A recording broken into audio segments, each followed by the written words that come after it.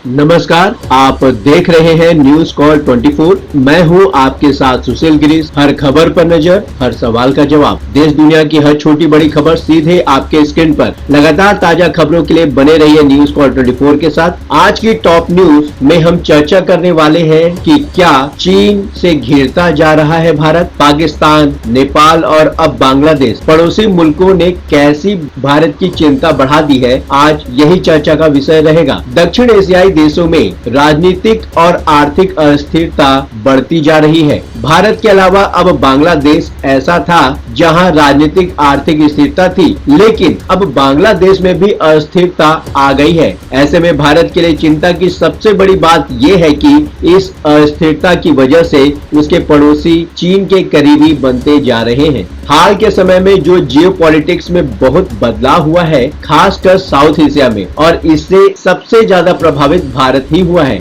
जैसे बांग्लादेश में हुआ तख्ता पलट भी भारत के लिए किसी झटके से कम नहीं है। पूर्व प्रधानमंत्री अटल बिहारी वाजपेयी ने एक बार कहा था, आप दोस्त बदल सकते हैं, पड़ोसी नहीं। भारत के साथ सबसे बड़ी दिक्कत यही है कि उसे पड़ोसी बहुत अच्छे नहीं मिले हैं। भारत के जितने भी पड़ोसी हैं उनमें से एक भी ऐसा नहीं है जहां राजनीतिक स्थिरता हो। एक बांग्लादेश था जो राजनीतिक और आर्थिक रूप से स्थिर था, लेकिन पिछले हफ्ते वहां भी तख्ता पलट हो गया। प्रधानमंत्री शेख हसीना को इस्तीफा देना पड़ा और बांग्लादेश भी छोड़कर आना पड़ा। फिलहाल शेख हसीना भारत में है। भूटान को छोड़ दिया जाए तो सारे पड़ोसी मुल्कों में ऐसी सत्ता है जिनका रूट एंटी इंडिया माना जाता है। नेपाल में पिछले महीने ही सत्ता बदली है और अब वहां चीन की समर्थक सरकार है। बांग्लादेश में अभी अंतरिम सरकार है और मोहम्मद यूनुस इसके मुखिया हैं, लेकिन कुछ ही महीनों में वहां चुनाव होंगे और ऐसी सरकार आने की आशंका है जो भारत विरोधी रुख अपना सकती है। सबसे पहले हमें बांग्लादेश का संकट कितना बड़ा है इसे समझना होगा। बांग्लादेश बना ही भारत की मदद से था, तब से ही दोनों मुल्कों के रिश्ते बेहतरीन थे, लेकिन अब शेख हसीना का सत्ता में न होना भारत के लिए मुश्किल हो सकता है। शेख हसीना भारत के ज्यादा करीब रही है और उनका सत्ता में रहना भारत के लिए फायदेमंद ही रहा है। पिछले महीने शेख हसीना चीन के दौरे पर गई थी, लेकिन ये दौरा बीच में ही छोड़कर लौट आई थी। बांग्लादेश लौटते ही शेख हसीना ने भारत के लिए एक बड़ा ऐलान किया था। उन्होंने कहा था कि तीस्ता प्रोजेक्ट में भारत और चीन दोनों की दिलचस्पी है, लेकिन वो चाहती है कि भारत इसे पूरा करे। अब शेख हसीना सत्ता में जाने के बाद भारत विरोधी सरकार आने की संभावना बढ़ गई है। खालिदा जिया की बांग्लादेश नेशनलिस्ट पार्टी BNP और जमात इस्लामी की सरकार बन सकती है। इनका झुकाव इस्लामिक कट्टरपंथ की तरफ ज्यादा माना जाता है। BNP भारत से ज्यादा पाकिस्तान के करीब रहती है और इससे चीन को फायदा होता है, क्योंकि पाकिस्तान उसका अच्छा दोस्त है। इतना ही नहीं, आतंकवाद को लेकर भी शेख हसीना की सरकार संवेदनशील रही है। उनकी सरकार में भारत विरोधी आतंकी गुटों के खिलाफ कार्रवाई हुई, लेकिन अब बांग्लादेश की तरफ से आतंकियों की घुसपैठ का खतरा भी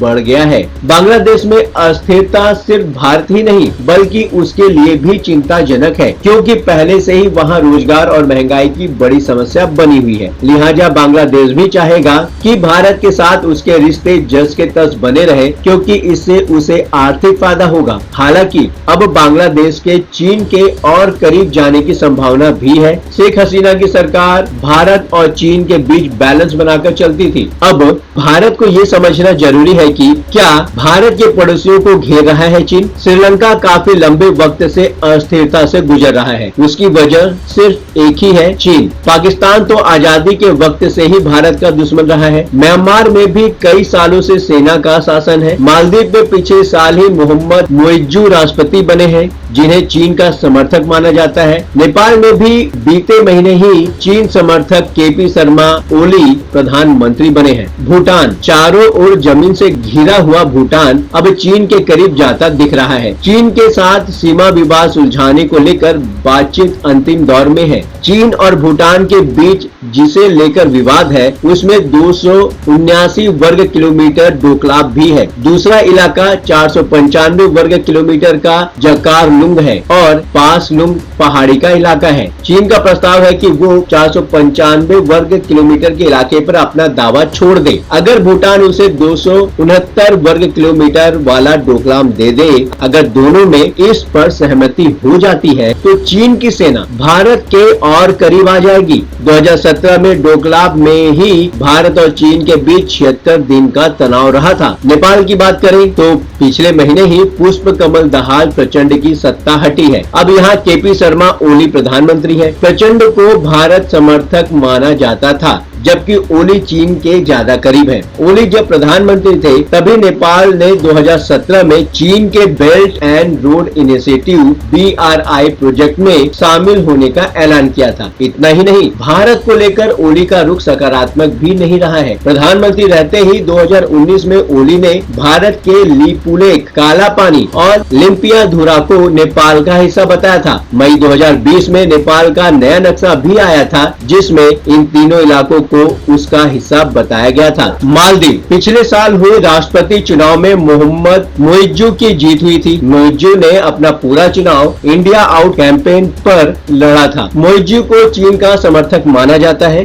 मुइज्जू के राष्ट्रपति बनने के बाद भारत और मालदीव के बीच रिश्ते बिगड़ते ही गए। मुइज्जू से पहले इब्राहिम मोहम्मद सोहिल राष्ट्रपति थे। सोहिल की सरकार में भारत और मालदीव के रिश्ते और भी मजबूत हुए थे। मुइज्जू की सरकार में मालदीव ने भारत पर अपनी निर्भरता कम करने के लिए चीन के साथ 20 समझौतों पर हस्ताक्षर किए थे। हालांकि अब मुइज्जू सरकार भारत को लेकर अपनी पॉलिसी बदल रही है। मालदीव का कहना है कि उसे भरोसा है कि जब भी वह मुश्किल में होगा, भारत सबसे पहले प्रतिक्रिया देगा। म्यांमार की बात करते हैं। 3.5 साल से भी लंबे वक्त से गृह युद्ध से जूझ रहा है। फरवरी 2021 में यहाँ की सेना ने लोकतांत्रिक तरीके से चुनी गई आंग सान सू की सरकार को हटा दिया था। अभी यहाँ आर्मी चीफ मिंग आंग सरकार चला रहे हैं। बताया जाता है कि 50% इलाकों पर विद्रोहियों ने कब्जा कर लिया है। म्यांमार वैसे तो चीन का ही करीबी माना जाता है, लेकिन सैन्य शासन में चीन के ये और ज्यादा करीब गया। चीन 2017 में BRI का सदस्य है और उस पर लगातार चीन का कर्ज बढ़ता जा रहा है। एक रिपोर्ट के मुताबिक म्यांमार जल्द ही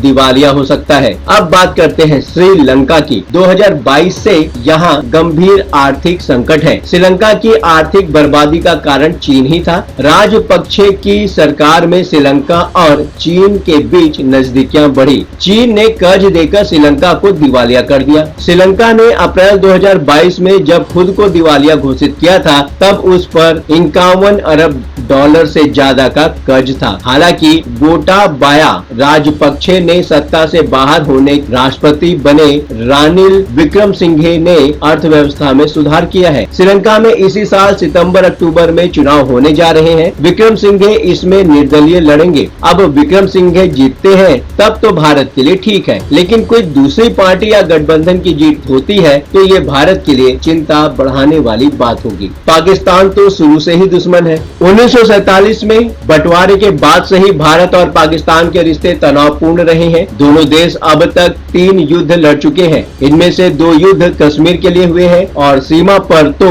हर दम तनाव बना रहता ही है। पाकिस्तान के अब तक के इतिहास में आधे वक्त तो सेना का शासन रहा है और आधे वक्त जब लोकतांत्रिक तरीके से चुनी हुई सरकार आई है, तब भी उसका रुख एंटी इंडिया ही रहा है। पाकिस्तान लंबे समय से चीन का करीबी रहा है। चीन ने वहाँ अरबों डॉलर का निवेश भी कर रखा है। BRI प्रोजेक्ट के तहत चीन पाकिस्तान के बीच इकोनॉमिक कॉरिडोर भी बन रहा है, जिसका 80% से ज्यादा खर्च चीन ही उठा रहा है। चीन के कर्ज के चलते ही पाकिस्तान की अर्थव्यवस्था भी बदतर होती जा रही है। उसकी करेंसी लगातार कमजोर होती जा रही है। इससे महंगाई की भी बुरी मार पड़ रही है। भारत क्या कर रहा है? अपने पड़ोसियों को साथ रखने और चीन से दूर रहने के लिए भारत पड़ोसी मुल्कों की काफी मदद करता रहा है। भारत ने 2024-25 के बजट में अपने 7 पड़ोसियों की मदद के लिए लगभग 4000 करोड़ रुपए का फंड रखा है। पाकिस्तान को छोड़ दिया जाए तो भारत ने अपने सभी पड़ोसियों पर बीते सालों में हजारों करोड़ रुपए खर्च किए हैं। दरअसल देखा जाए तो